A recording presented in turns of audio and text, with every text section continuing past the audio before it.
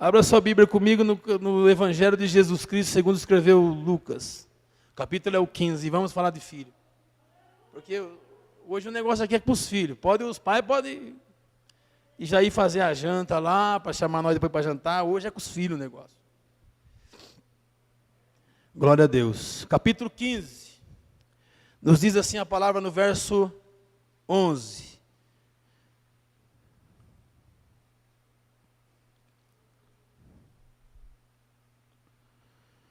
E disse, um certo homem que tinha 2 filhos. Quantos filhos? E o mais moço deles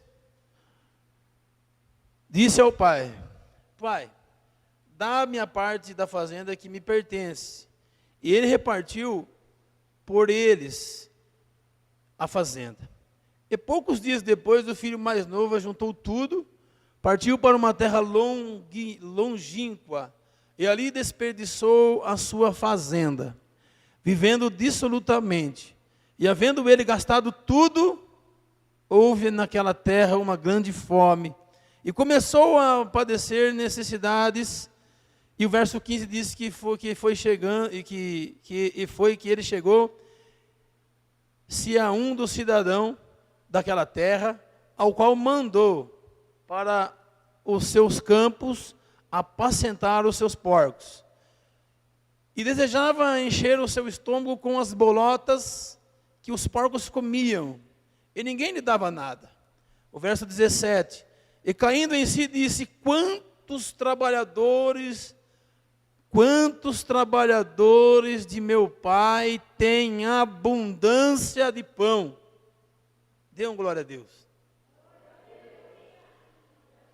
E eu aqui, como filho, perecendo de fome, levantar-me-ei e irei ter com o meu pai. E dir-lhe-ei, pai, pequei contra o céu e perante ti, e não sou digno de ser chamado teu filho. Faz-me como um dos seus trabalhadores.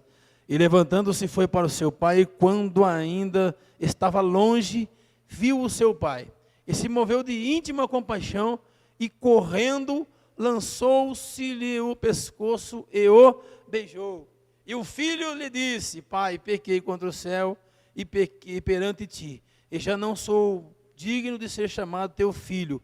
Mas o pai disse aos seus servos, trazei depressa a melhor roupa, e vesti-lo, e põe-lhe um anel na mão, sandália nos seus pés, e traz o bezerro cevado, e mata-o, e comamos e nos alegramos, porque este meu filho, que estava morto, reviveu, e tinha-se perdido, e foi achado, e começaram a alegrar-se no Senhor.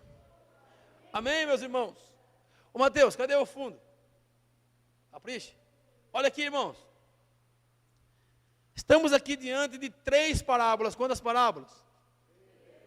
3 parábolas. Na primeira parábola, vamos aqui governar certo. A primeira parábola, do capítulo 15, vai falar da ovelha perdida. A segunda parábola, algum irmão quer dizer? Está aí na Bíblia. Primeira parábola é da ovelha perdida. A terceira parábola do filho pródigo, que nós vamos pregar do filho. E a do meio, tem uma parábola no meio, qual é? Quem falou dracma? Você não quer segurar a mesma bronca, hein, vem, Zé? Fica jogando a culpa nos irmãos aí. Amém. Vejamos que a ovelha perdida, alguém vai em busca dela. Sim ou não? A Bíblia diz que o pastor, ele coloca as ovelhas lá no seu aprisco, que vai em busca da que estava perdida. Sim ou não? A dracma não foi diferente. A Bíblia vai dizer que a mulher, ela perde a dracma, ou seja, um presente que ela recebeu no seu casamento, no momento especial da sua vida, ela toma nas suas mãos uma dracma, e isso tinha um valor imenso para ela. A Bíblia diz que ela cai sobre a sua casa, e numa das fendas do chão, alguns historiadores dizendo, vamos utilizar, porque não é pecado, e ela entra numa das fendas, talvez ela pega uma vassoura desesperada, corre em busca de encontrar, porque aquilo era um valor imenso para ela. Ninguém queria perder algo tão valioso. E ela procura e procura e vai, e vai, e vai. E de repente, num momento assim de desistência, talvez ela encontra aquilo que ela tinha perdido, que era precioso para a vida dela. Tinha um valor especial. A Bíblia diz que imediatamente ela pega a dracma e faz uma festa. Comemora, porque ela achou a dracma. E existem situações, irmãos, que Deus ele decidiu deixar para os filhos. Por exemplo, o filho pródigo, ele começa a ver o mundo de uma forma diferente. Quando Mateus disse aqui que ele disse que ser filho é dormir sabendo que tem alguém cuidando de nós. E é verdade. Ele disse, ele tem a clareza de razão. E o filho pródigo, ele quis se aventurar. Talvez ele viu a capacidade do seu pai. Talvez nós não entendemos como é que nosso pai chegou àqueles pontos. Queremos também tomar as nossas decisões. Um dia ou outro, quem é filho vai crescer e vai ter que tomar decisão, vai ter que assumir um compromisso, vai ter que ser marido, vai ter que ser pai e assim por diante. Os seus compromissos virão com o decorrer do tempo. Mas ele quis ultrapassar algumas fases, ou seja, pular algumas etapas. E nesse texto veremos que o filho pródigo, ele pega o dinheiro, a parte da sua fazenda, do seu que foi repartida a ele, e ele vende, ele gasta, ele arrebenta com tudo. E fica numa situação difícil. Acaba-se toda aquela herança. E agora já não tem mais como sobreviver.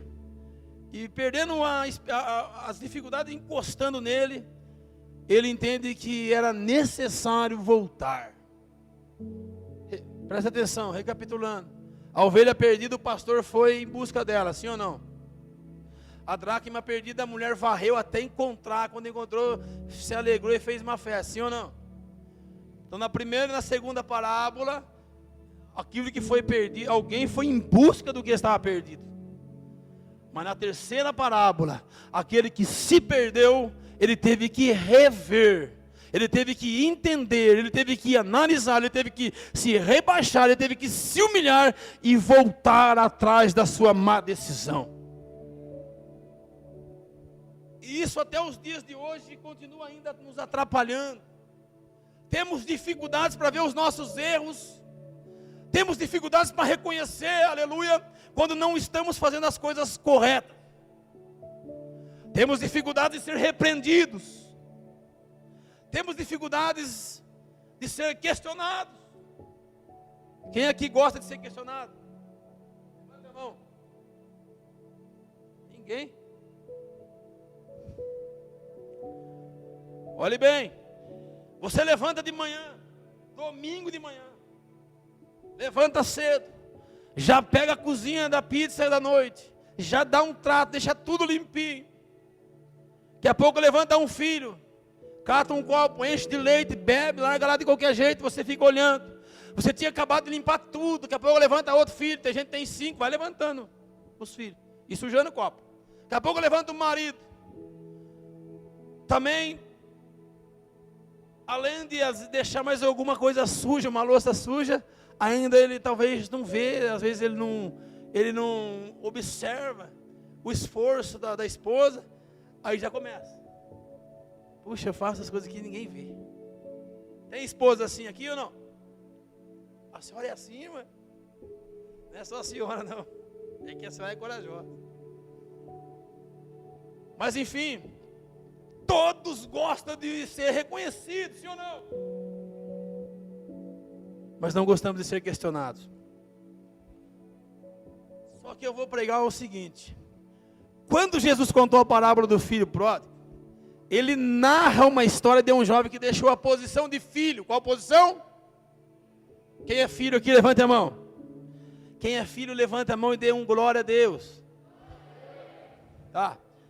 Após gastar todos os seus bens, ou seja, uma vez Deus me deu uma mensagem assim, ó, os filhos de Eli e os filhos de Samuel. Os filhos de Eli todo mundo conhece. Os pregadores e amantes da Bíblia conhecem que os filhos do Eli era só Deus na causa, não era? E os filhos de Samuel? Mas Deus me deu um contexto diferente. Deus levou para mim trazer o entendimento da igreja o filho do Samuel, o Samuel gerado por Ana. Então todo mundo conhece como é que o Samuel foi gerado.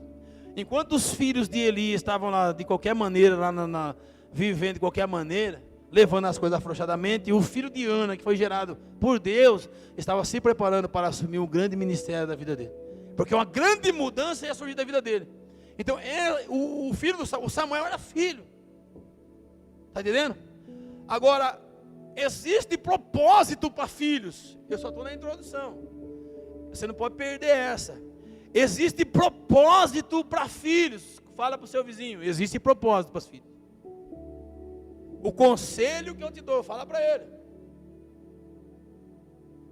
Fala, ele não escutou, O conselho que eu te dou é continuar sendo filho. Porque para o filho existe propósito. Após gastar todos os seus bens, após não ouvir, após querer fazer do seu jeito, após dizer que ele manda na vida dele, após, enfim, uma série de coisas, ele passou a ter uma vida de escravo. Repita comigo, escravo. Deixou de ser filho para ser escravo. Estão entendendo? Só que tem um detalhe. Ser escravo aqui na nossa terra, cidade de Botucatu, é uma coisa. Agora, ser escravo numa cidade estranha é completamente diferente, outra coisa. Então é aqui que eu quero ganhar alguns momentos junto com a igreja de Cristo na terra. Veja bem, filho e escravo. Ele era filho do fazendeiro, agora ele não é mais, agora ele gastou, ele quis viver do seu jeito e passou a ter uma vida de escravos. A Bíblia vai dizer que ele acabou com seu dinheiro, os amigos foram embora, que é os primeiros que vão, e de repente ele estava lá tratando dos porcos, e não só tratando dos porcos, a barriga roncou e adivinha o que aconteceu. A história é clássica. Então o que Deus colocou no meu coração? E está colocando?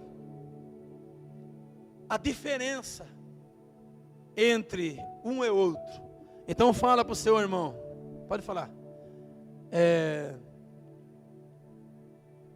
Quais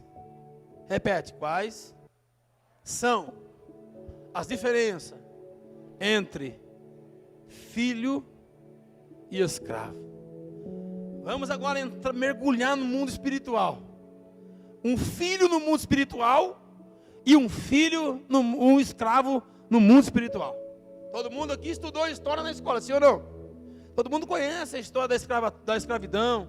Todo mundo conhece, assistiram as novelas aí. Quando vocês não eram crentes, vocês assistiam novela, agora vocês não assistem mais.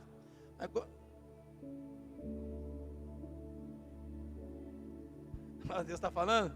Deus está falando? Nós também estávamos assistindo hoje, né, amor? Novela, né? Antiga ainda. Não vou nem falar o nome. Olha aqui. Filhos têm direito. E é dos direitos de filho que eu vou pregar. Primeiro direito. Filho tem direito de vestimenta. O que é isso? Filho tem direito de se vestir. Todo mundo aqui é pai de um menino ou pai de uma menina, ou não? Ou alguém aqui só é pai de menino? Mas enfim, toda vez que você se preparou no sábado e foi na cidade, junto com seu esposo, com seus filhos, para comprar uma roupa para ele, desde pequenininho, tem aquelas mães que se apegam em tirar as fotos, fazer lá o acompanhamento. Então todas as vezes que isso aconteceu, você foi lá, escolheu a roupa mais bonita, escolheu se fosse a menina, aqueles lacinhos, aquelas coisinhas assim, como é que chama? As tiaras, combinava com o vestido, o vestidinho, a meia calça da cor, queria vestir a sua filhinha como uma princesinha, o seu filho como um príncipe, porque você conhece, você gerou ele, você deu vida, você deu existência para ele. Então às vezes você deixou de comprar uma roupa, às vezes para você, alguma coisa melhor para você, para dar o melhor para o seu filho. Eu estou pregando estou pregando palavra ou estou falando heresia? Veja bem, quem aqui nunca deixou de fazer alguma coisa para si próprio, para fazer para o seu filho? Quem aqui? Ninguém. Todos nós queremos ver as coisas, todos nós queremos o melhor para o nosso filho. Por exemplo, todo mundo quer ter condições de pagar uma escola, quando não tem, faz de tudo para poder dar um estudo de qualidade para os nossos filhos, sim ou não? É pecado isso?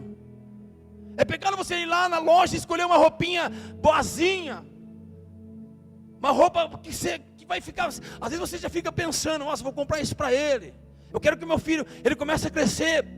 Você fala, eu quero que ele seja um doutor, eu quero que ele seja tal coisa. Você planeja sobre o seu filho, sim ou não? Então segura aí, é dessa maneira que Deus manda eu dizer. Deus, ele tem plano nas nossas vidas. Por isso nós temos que olhar para dentro do nosso coração, amolecer esse músculo e deixar Deus falar e não nós. E nada vale as nossas intenções. É Deus que quer revestir. É Deus que quer trazer vestimentas para você. Eu vou provar biblicamente isso, olhe bem. O filho se vestia o melhor que o pai concedia. Eu quero dizer, Jesus, ele quer nos revestir com as suas vestes salpicadas com o sangue dele. Porque aonde você chegar, por onde você passar, vão ver a diferença. E eu não estou pregando usos e costumes aqui. Olhe. O escravo não. Para o filho, o filho vai vestir o melhor. O escravo não. Quais são as vestimentas de um escravo na sua perspectiva?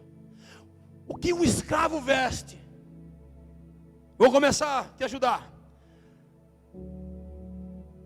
O escravo, ele se vestia com os remendos, os trapos, sim ou não? Ou você acha que os senhores iam lá e compravam um terno francês, um sapato como alemão para vestir no seu escravo para trabalhar nas roças? Não, era a situação precária. E o que me deixa mais triste, que isso ainda acontece nos dias de hoje. Ainda existe uma escravatura disfarçada.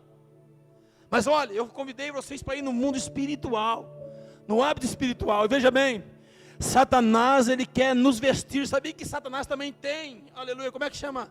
Satanás tem uma grife. É grife negócio de roupa? Satanás tem uma grife. Vocês sabiam disso? Escute bem. Satanás quer vestir em nós com as roupas, com as roupagens mais famosas da sua grife. Primeiro, Satanás quer nos revestir com engano. Segundo, Satanás quer nos revestir com mentiras. Esta é a roupagem. Terceiro, Satanás quer nos vestir com pecados. Porque a única maneira de ele tocar em Deus, dele tocar não é impossível, mas deles fazer com que Deus se sinta tocado, é tocar em nós. Quando fazemos a vontade contrária de Deus, o inimigo prevalece. Mas olha, nessa noite, se você quiser levantar sua mão para cima assim, ó, ela vai esquentar aí de tanto poder. Porque eu quero mostrar agora uma grife diferenciada. Eu quero mostrar para você o que o Pai eterno tem para o Filho, aquele que permanece na posição de filho. Primeiro, na cidade de Éfeso, o Paulo disse que existia uma veste para quem fosse filho. E se você for no capítulo 6 do versículo 10, você vai ver que lá está escrito que existe uma armadura completa. E esta armadura é a armadura de Deus. Então o Senhor, a primeira coisa que Ele quer te revestir é com a sua armadura, com o capacete da justiça, o cinto, a couraça, e assim Ele quer te proteger desde os pés até a cabeça. Deus, Ele tem uma roupagem diferente daquela que o mundo está trazendo para nós. Então nesta noite, se você é filho, começa a se revestir de toda a armadura de Deus. Ela está lá em Efésios 6, no verso 10. E eu quero dizer uma coisa: o Salomão, vasta sabedoria, Ele também deixou uma roupa para o crente. Ele também deixou uma roupa para nós vestirmos. E Eclesiastes, capítulo 9, verso 8, diz assim, ó, em todo tempo, eu só vou falar para quem tiver com a mão levantada, em todo tempo, olha bem, olha a roupa que o Pai quer te revestir, em todo tempo, sejam alvo as suas roupas, e nunca falte óleo na sua cabeça. Glória a Deus. Nunca falte óleo nas nossas cabeças. Sabe o que é o óleo? O óleo é o entendimento. O óleo é a humilhação. O óleo, ele significa redenção. O óleo significa humildade. O óleo significa reconhecer o erro. O óleo significa a marca daqueles que carregam no seu sangue o sangue derramado na cruz. O óleo significa aqueles que quando a trombeta tocar vão desaparecer misteriosamente dessa terra e vão se encontrar com o Senhor lá nos ares, para todo e sempre dizer: santo, santo é o Senhor. Olhe bem, nesta noite o Pai está dizendo aos seus anjos: traz depressa a melhor roupa, comece a se revestir da roupa de Deus para a sua vida. Quem está entendendo? Primeiro direito que o filho tem: direito de investimento. Segundo direito,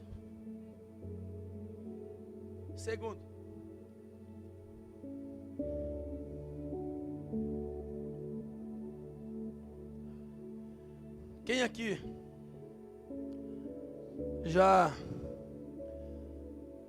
comeu arroz e feijão? Hoje está mais difícil isso, né? Mas no tempo da minha avó era mesmo. Até no meu tempo foi mais ou menos, foi assim também, algumas fases da minha vida, quando criança.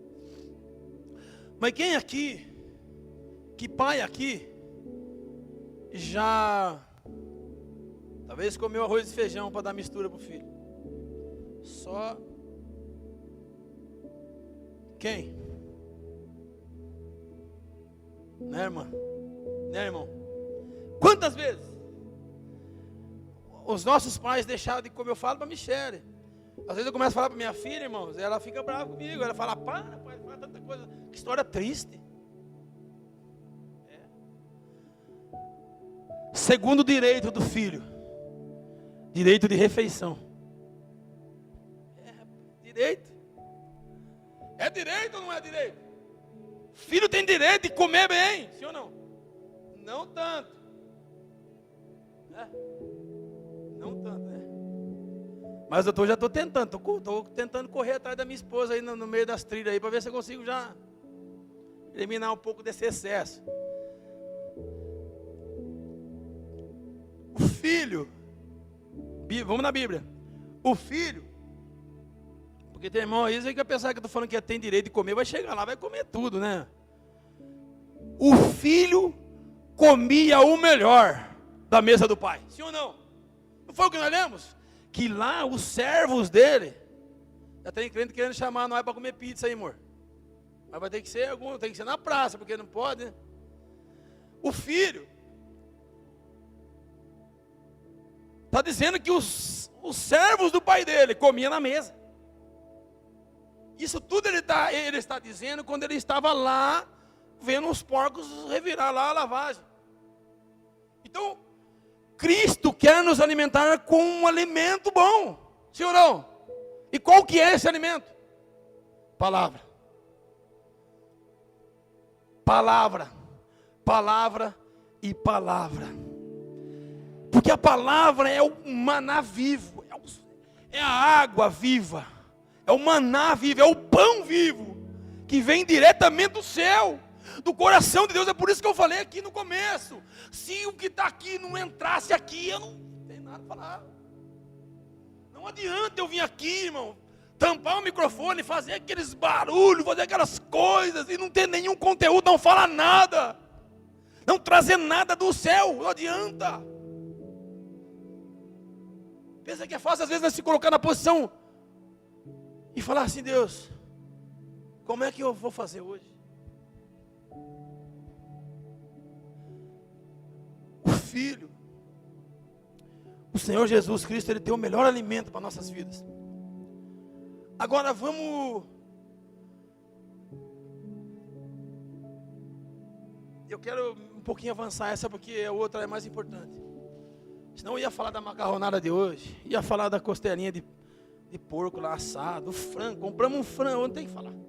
Compramos um frango assado hoje, irmão. Conversando, eu com a minha esposa comemos quase tudo, né, amor? Mas não comemos, é só o frango, tá? Mas tinha um pratinho de torresmo também. Então veja bem, a gente gosta dessas coisas. Agora, vamos olhar para os escravos. O filho come o melhor, come na mesa do pai. O escravo, na minha perspectiva, o escravo ele comia o resto. Eu já ouvi história, pode ser história, já ouvi história que quem aqui já ouviu falar que leite e manga faz mal? E faz.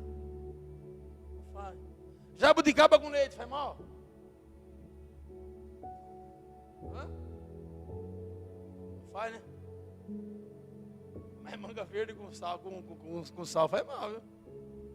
Mas pensa bem comigo. Tantas coisas que faziam mal. De repente eu já escutei, não, eles falavam isso aí que era para os escravos, porque os escravos...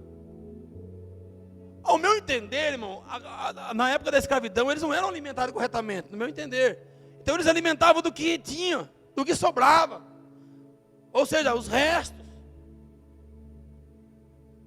Agora pense bem. Todo mundo que está na posição de filho não foi comprado por qualquer preço. Não foi. Um pai se comoveu pela sua causa.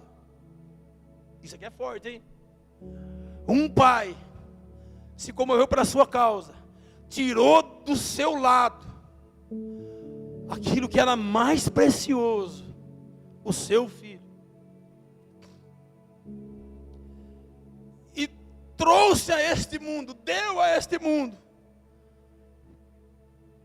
para levar com ele todos os nossos anseios, todas as nossas dificuldades. E quando ele estava na cruz do Calvário, quando ele estava lá, para chegar na cruz, para chegar a passar pelas dificuldades que ia enfrentar, ele clama o seu pai e disse para o seu pai: pai, se for possível, passa de mim esse cálice. Eu estou falando de quem? Ele não ouviu. Eu estou falando de quem? Jesus. Se você for na Bíblia Sagrada, você vai ver que quando ele fala assim, livra de mim, passa de mim esse cálice, tem uma vírgula. Vou falar para você dessa vírgula. O que significa esta vírgula?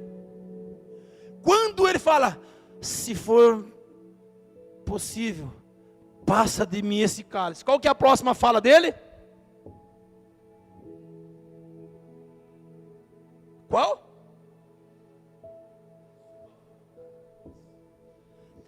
Lá na Bíblia tem uma vírgula.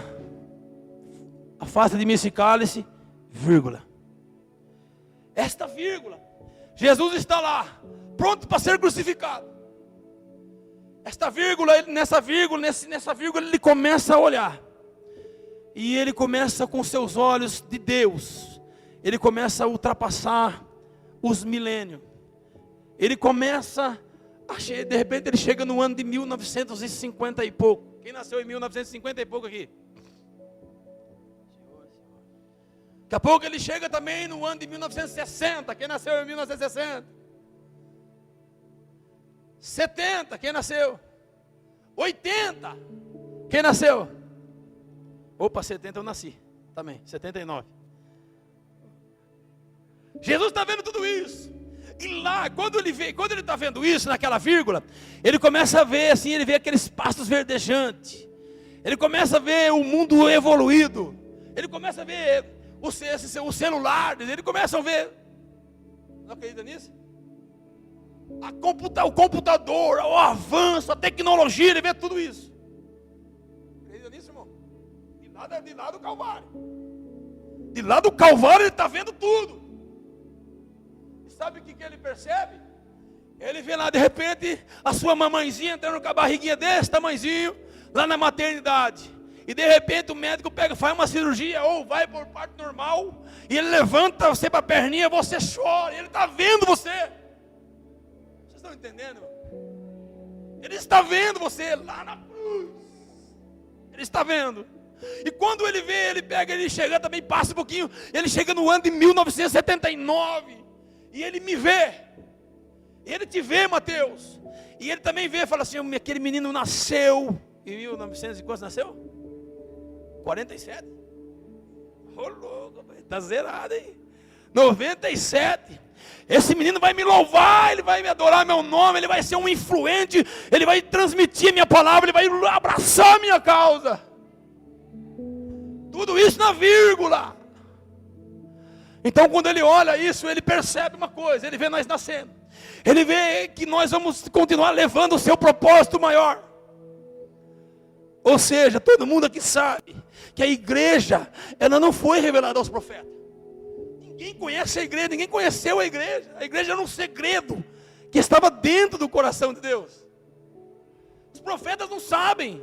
Abraão não ficou sabendo, Noé não ficou sabendo, Moisés, enfim, todos os profetas, ninguém ficou sabendo. A igreja ela só foi sair de dentro do coração de Deus quando Jesus foi crucificado, morto, ressuscitado. Satanás pensou que tinha vencido. Então não, por isso que Jesus deu só uma ideia. Falou assim, ó, surgirá um povo que nunca me viu, que não andou comigo, que não me conheceram pessoalmente, mas eles vão ter autoridade, vão levar a igreja, vão levar a minha palavra até os 4 cantos da terra, e eles vão esmagar a cabeça da serpente com seus pés. E no meu nome curarão e farão obras maiores do que a minha. E tudo isso está naquela vírgula. Então quando ele olha, agora eu vou falar depois da vírgula, ele vê você, a sua capacidade, ele fala assim, ó, então eu vou por ele, eu vou pelo Ed Carlos, eu vou pela minha igreja, eu vou pelo pastor Fernando, eu vou pelo Mateus, eu vou pela Michele, é por eles. Então Senhor, faça a sua vontade. A vontade foi feita por causa de você. A vontade foi feita por causa de mim. A vontade de Deus foi feita através de Jesus por nossas responsabilidades. Agora porque somos filhos, o escravo se acostumava a comer o que ele queria. Quando ele estava na mesa do pai, ele comia o melhor. Agora o diabo toma a posição de filho, coloca na posição de escravo.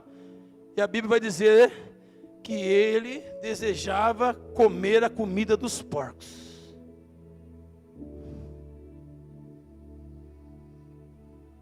Cutuca seu irmão, fale para ele, fique firme. Nunca desista. Olha o que o Pai tem para nós, olha o que o Pai tem para você. Todas as vezes que chegamos na casa do Pai, todas as vezes que vamos adorar na casa do Pai, todas as vezes que vamos exaltar na casa do Pai, a ordem do céu, a ordem da igreja para o céu, ela é assim, ó, traga o melhor bezerro, ou seja, o bezerro cevado, gordinho, ajeitado, e mata, e comamos, e nos alegramos. Então nessa noite, pode se alegrar, porque o bezerro cevado aqui é o melhor que o Pai tem para nos dar, e o melhor que o nosso Deus tem para nos dar nessa noite, é a sua palavra, é a sua presença, é o Espírito Santo andando aqui sobre a igreja, brandando no nosso coração, nos dizendo o quanto vale a pena sermos filhos. Você está entendendo? O filho vai sempre comer o melhor dessa terra. Terceiro e último. Primeiro direito. Quem lembra? Direito da vestimenta. Repita comigo. Direito da vestimenta. Segundo direito. Quem lembra? Direito de refeição. Comer na mesa. Terceiro direito é aqui. Podia pregar só essa parte. Terceiro direito. Direito da herança. Estou falando de filho. Direito da herança. Amor, você tem mais um louvorzinho rapidinho? Então vai que eu já vou cortar aqui o negócio que o nosso tempo já está dando. Depois não. Olha bem. Terceiro direito, o direito da herança. Escravo tem direito à herança?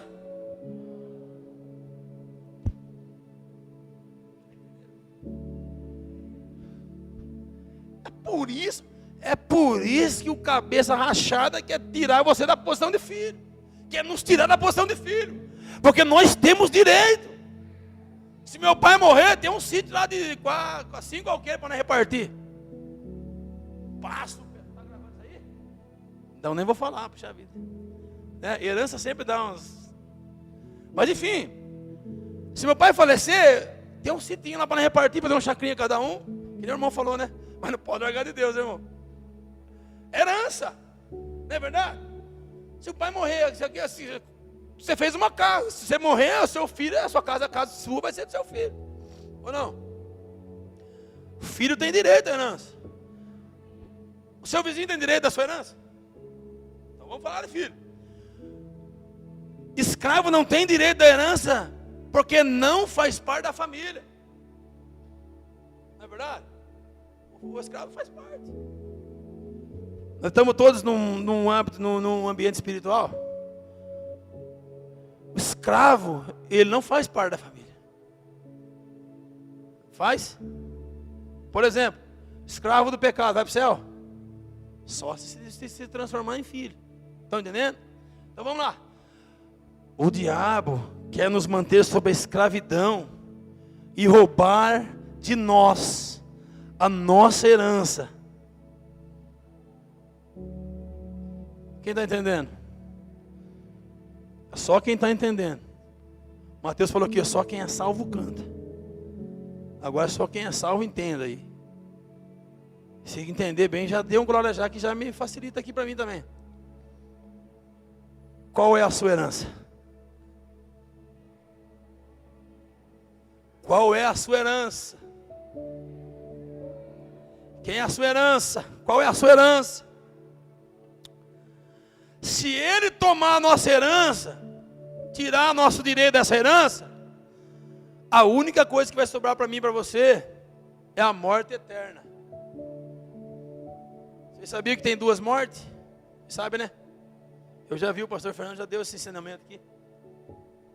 Existem 2 mortes. Mas na hora que ele voltar, onde o pastor Fernando foi, irmã Sabrina?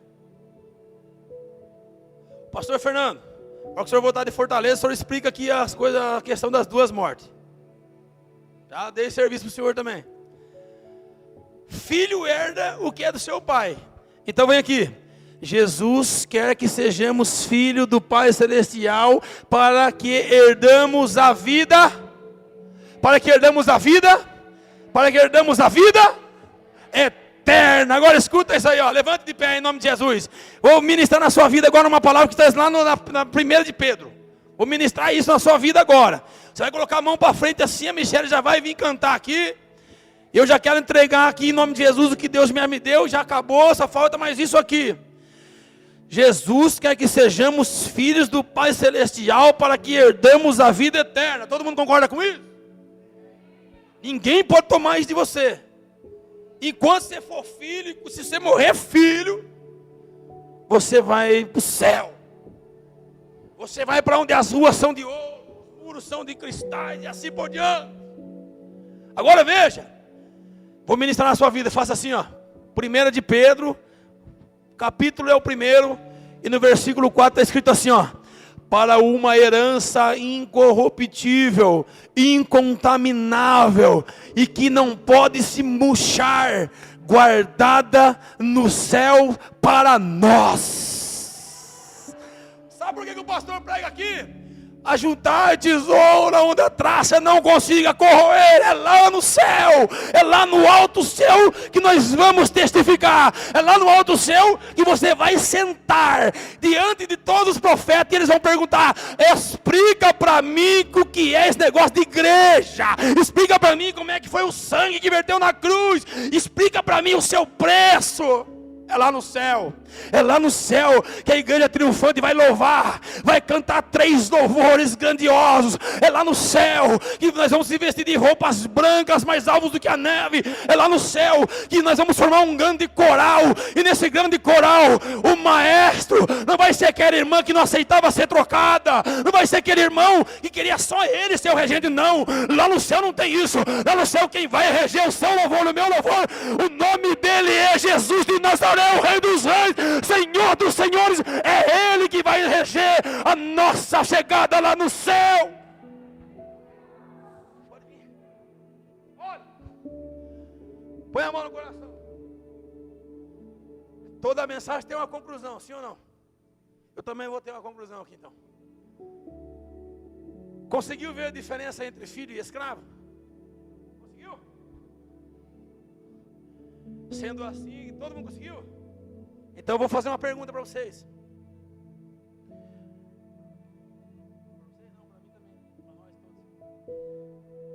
Mateus, você que falou do filho aí, rapaz, você que colocou. Já que todo mundo entendeu, se tá bom para ambas as partes, né? Alguém assistiu aqui agora aqui? Tinha um cara que chamava Celso Russomano, não tinha? Ele falava: se tiver bom para ambas as partes, Celso Russomano aqui agora. Se tiver bom para todas as partes, o pastor Ed Carlos está aqui agora para te perguntar: o que você tem sido?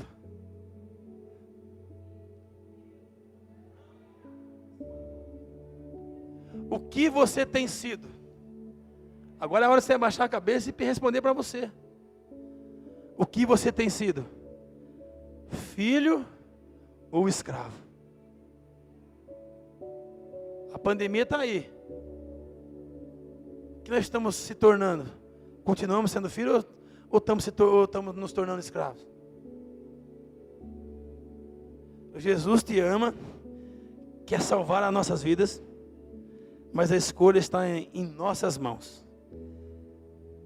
Você decide ser filho ou ser escravo. Amém? Eu agradeço a oportunidade em nome do Senhor Jesus.